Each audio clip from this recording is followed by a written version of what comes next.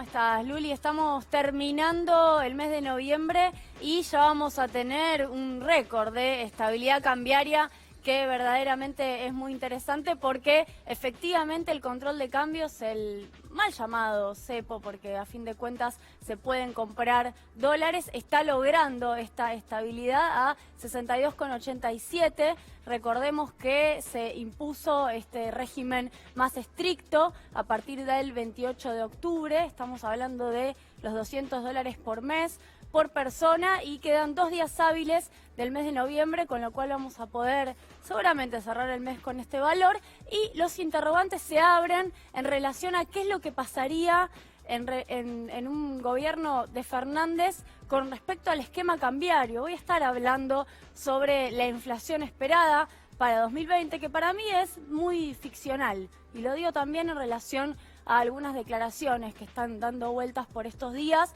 Me parece que es difícil pronosticar una inflación sin que se definan las principales variables que inciden sobre la inflación en el marco de un gobierno que tiene otra lógica de política económica, con lo cual yo sería más cautelosa respecto del valor que se está arrojando para 2020, pero sí podemos hacer un análisis sobre las causales de la inflación y cómo se van a comportar en el 2020 de acuerdo a las políticas económicas que se adopten. Vamos a los dos datos más interesantes y más preocupantes, como lo venimos contando. Esto es del mes de septiembre, es decir, todavía estamos en el tercer trimestre del año, no vamos a tener el último trimestre hasta el 2020 y Mauricio Macri ya no será presidente y estaremos todavía haciendo el balance final de su último año de gobierno, que es el 2019. Tenemos una caída de 8,8% de las ventas de los supermercados, fuertísima la caída, fenomenal. Esto es septiembre, es decir, es el mes directamente contiguo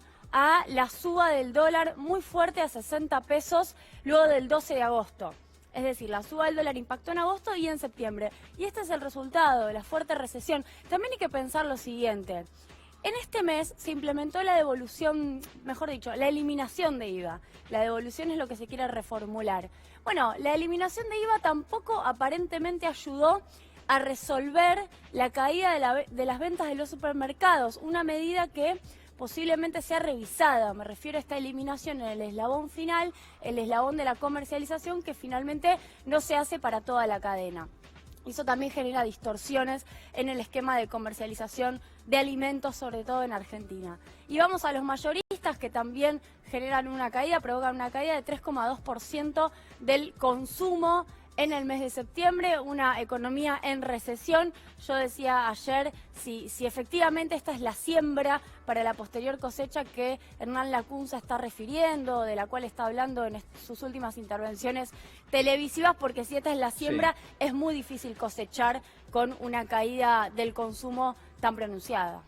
Julia, a ver, me queda clarísimo, digo, primero, que no son cifras normales como siempre, ¿no? Son caídas extraordinarias. A veces cuesta diferenciar un dato del otro, pero la realidad es que lo que hoy estás mostrando es primero es la confirmación de que la economía sigue profundizando su crisis. Es decir, que acá, más allá de la situación de estabilidad, entre comillas, por supuesto, que tiene el dólar, la verdad es que se sigue creando un problema cada vez más importante cada vez que el consumo va hacia abajo. Y después lo que queda clarísimo es que nunca hubo, por lo menos en los últimos 4 años, nunca hubo una apuesta a que el consumo sea el motor de la economía, sino todo lo contrario, digamos. Se apagó directamente el consumo y en ningún momento se revisó esa decisión. Sí, lo que ha sido grave en materia de la puesta en práctica de la ortodoxia económica es que la caída del consumo generó recesión, pero tampoco produjo el efecto positivo, lo digo en el marco de la recesión económica, que es bajar la inflación.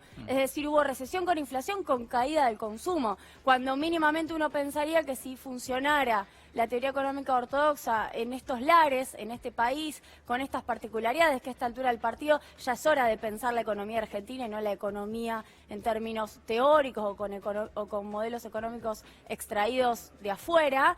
Bueno, lo que está pasando es que la inflación y la recesión son dos variables que van de la mano. Entonces la caída del consumo no sirvió para nada y me parece que a esta altura también de la situación, revitalizar el consumo es un camino indiscutido porque la economía internacional, el comercio internacional, los datos de la CEPAL, los datos que también arroja el Fondo Monetario Internacional, lo que están diciendo es que el mundo está creciendo mucho menos. Vamos a estar hablando, por ejemplo, de uno de los boom exportadores que va a tener la Argentina, que posiblemente sea la carne. Bueno, ahí también hay un conflicto respecto de cuántos dólares vamos a obtener de eso, pero cómo eso puede impactar en la inflación o en los precios de la carne en Argentina, cómo hacemos para desacoplar.